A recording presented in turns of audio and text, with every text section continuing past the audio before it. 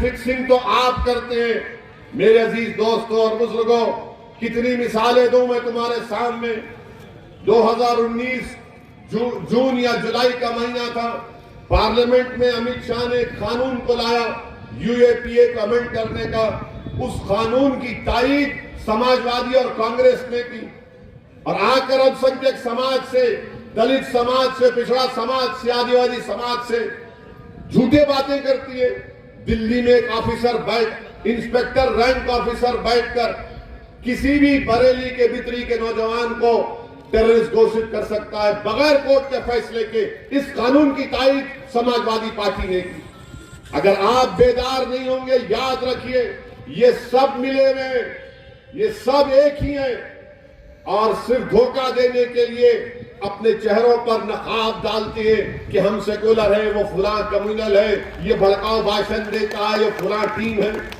मेरे अजीज दोस्तों और बुजुर्गों, आपकी लड़ाई मंजलिस लड़ रही है, हिस्सेदारी की लड़ाई लड़ रही है, और मैं आपसे अपील करूंगा कि बितरी विधानसभा में समाजवादी की सरकार रही 17 तक, 17 के बाद योगी की सरकार, आखिर क्यों यहां पर एक गवर्नमेंट कॉलेज और अस्पताल नहीं बनाया गया?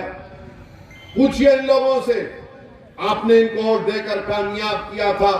बीजेपी तो बड़ी बड़ी बातें करती है, हमने विकास किया, हमने काम किया, मगर बितरी विधानसभा में ना गवर्नमेंट कॉलेज बना, ना अस्पताल बना। और फिर ट्रांसपोर्ट नगर तो बन गया, लेकिन बाबा ने शुरू नहीं किया उसको अब तक। ट्रांसपोर्ट नगर तो बना दिए, फिर तिरिया निजामत खां में यहां पर कौन सा काम किया आपने बताइए? गर्ल्स कॉलेज नहीं है, कोई भी गवर्नमेंट कॉलेज नहीं है तिरिया निजामत खां में, मगर वहां पर बोलेंगे नहीं नहीं ओवैसी की बात में मत आओ वरना बीजेपी आ जाएगी। अरे क्या हमको तुम ये डरा रहे हो बीजेपी से?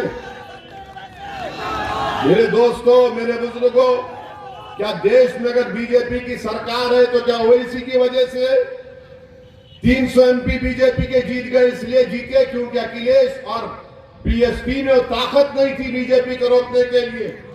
तुम्हारी निकम्मेपने से बीजेपी आई है, तुम्हारी नाहली की वजह से अखिलेश बीजेपी आई है। अगर कल भी आती है तो तुम उसके जिम्मेदार होगे। तुम्हारी नाहली, तुम्हारा निकम्मापन और तुम्हारा कोई मेहनत करने का जुस्तजू तुम्हारे पास नहीं है। तुमको बीजेपी को जरूर हराइए, मगर याद रखो, तुमने समाजवादी बसपा को खैरात के तौर पर वोट तो दिया, उनके घर महलात में तब्दील हो गए, उनका परिवार आसमान की ऊंचाइयों पर चला गया। क्या तुमको नजर नहीं आता कि तुम उसी झोपड़ी में हो, उसी टूटे घर में हो, उसी किराए के घर में हो? उस परिवार को तुमने क्या क्या दे दिया जो गरीबी के एतबार से 30 साल पहले बराबर थे? तुम्हारे पास क्या है? तुमने क्या हासिल किया? तुमने कुछ हासिल नहीं किया। तुमको सिर्फ डराया गया कि देखो अगर ऐसा नहीं करोगे तो वो आ जाएगा, ये आ जाएगा। याद रखो, दुनिया में अगर आए हैं तो एक ही बार मरने आए हैं, कोई 2 बार नहीं मरेगा। ये डर डर कर घुटन की जिंदगी नहीं गुजारो। एक बार अच्छा फैसला ले लो और अपनी पार्टी के अपने वोट दो, ताकि इन लोगों को मालूम हो जाए जो आपका एक्सप्लॉयटेशन कर रहे हैं, डरा कर वोट हासिल कर रहे हैं। मैं आपसे कह रहा हूं, उम्मीद के नाम पर वोट हासिल करो। और जिन लोग, जो ताकतें, जो साजिशें करकर हम पर गोलियां चलाएं, मैं उनसे भी कह रहा हूं, मैं मौत से नहीं डरता। तुम एक नहीं फिर से चलाओ। अगर अल्लाह नहीं चाहेगा तो बचूंगा, अगर अल्लाह चाहा तो जाऊंगा, मगर जब तक रब्बे करीम जिंदा रखेगा मैं तुम्हारी ताकत से अपनी जबान को बंद नहीं करूंगा। मैं तुम्हारे गोलियों से अपनी जबान को नहीं बंद करूंगा। मैं सच्चाई को बयान करता आया हूं अल्हम्दुलिल्लाह, और सच्चाई को बयान करता रहूंगा। और बितरी की जनता से, उत्तर प्रदेश की जनता से और उत्तर प्रदेश के अल्पसंख्यक समाज से, अति पिछड़ा समाज से, गरीबों से, मजलूमों से कह रहा हूं, सच्चाई यह है कि आपकी वोट की अहमियत नहीं है।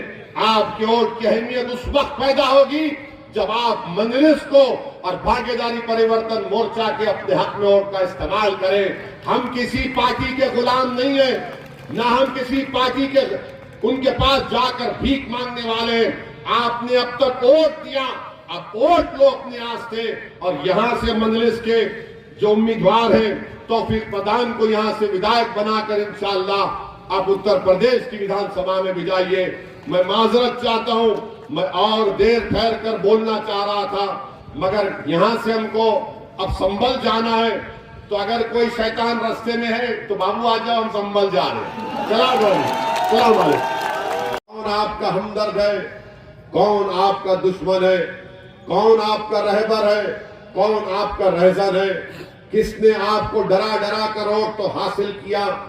आपने खैरात के तौर पर झोली भर भर कर इनको तमाम पार्टियों को वोट किया, मगर आपको क्या हासिल हुआ? आपको कुछ हासिल नहीं हुआ। इसीलिए मैं आपसे कह रहा हूं कि अखिलेश यादव सिर्फ मुसलमानों को डरा कर वोट हासिल करना चाहते हैं। अखिलेश यादव या समाजवादी पार्टी कभी भी उन्होंने कुछ नहीं किया अल्पसंख्यक समाज के अपलिफ्टमेंट के लिए, उनका हिस्सा दिलाने के लिए, क्योंकि जानते हैं कि बीजेपी का डर दिखाओ तो मुल्ला जी दौड़ते हमारे घर पे आ जाएंगे। अखिलेश यादव याद रखो, आपकी पार्टी अब बेदार होना जरूरी है आपको, क्योंकि अब जो नौजवान बेदार हो चुका है वो तुम्हारे डराने से नहीं डरेगा, वो सिर्फ अल्लाह से डरता है और उसको अपनी मंजिल नजर आ चुकी है। अब आपके बातों का कोई असर करने वाला नहीं है। और ये समाजवादी पार्टी कौन सी हम पर उंगलियां उठाती है कि फिरका परस्ती की बात करती है, कि ये बात सच नहीं है कि बदायूं के आपके भाई, उनकी बहन जिला परिषद की चेयरमैन बन जाती है बीजेपी में जाकर। आपके घर में खुद बीजेपी के लोग मौजूद हैं।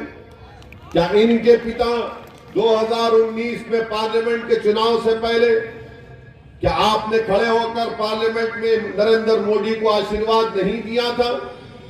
आज बोलते हैं कि फिरका परस्ती का जहर घोला जा रहा है। यही अखिलेश मुख्यमंत्री थे तो योगी के खिलाफ मुकदमे थे, क्रिमिनल केसेस। अखिलेश यादव ने मुकदमा नहीं चलाने की फाइल पर साइन नहीं किया। क्यों नहीं किया आपने? क्या रिश्ता है आपका योगी आदित्यनाथ से? क्या मोहब्बत थी आपको कि आपने केस चलाने की फाइल पर साइन क्यों नहीं किया? ये सवालात जब मजलिस करती है तो इनको तकलीफ हो जाती है। आप सोचिए, और एक मिसाल दे रहा हूं, आजम खान जेल में, क्यों जेल में? कि उनके मंत्रालय में उन्होंने किसी का अपॉइंटमेंट कर दिया। मगर क्या अखिलेश यादव ने लखनऊ का रिवर फ्रंट का काम नहीं करवाया? वो हाईवे नहीं बनाई? क्या सब के सब उसमें साफ सुथरा काम हुआ? किसी ने मलाई नहीं खाई, किसी ने दही नहीं खाई, किसी ने लस्सी नहीं पिया, सब ऐसे ही हो गया। और आजम जेल में है। घर किसका बर्बाद हुआ, खेत किसकी वीरान हुई, इबादतगाह किसकी वीरान हुई, बच्चे किसके यतीम हुए, किसकी मां और बहनों की इज्जत लूटी गई। आपको तो कुछ होता नहीं है, निशाने पर हम आ जाते हैं, मगर आप डराते हैं बीजेपी से हमको कि वोट दे दो।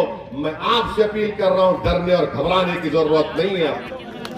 हिम्मत से और अपने हौसलों को बुलंद रखिए और अपने इस हिस्सेदारी की लड़ाई में हिस्सा लीजिए। तीसरी बात, कल देश के प्रधानमंत्री एक वर्चुअल रैली में कहे कि मैंने ट्रिपल तलाक का कानून मुस्लिम महिलाओं के लिए लाया। प्रधानमंत्री ये कह रहे हैं कि ट्रिपल तलाक का कानून देश के मुस्लिम महिलाओं के लिए लाया, और कह रहे हैं कि आपको पसंद है कि कोई बच्ची घर को आ जाए। प्रधानमंत्री जी, आपका मुस्लिम महिलाओं से मोहब्बत का दावा फरेब है, झूठ है।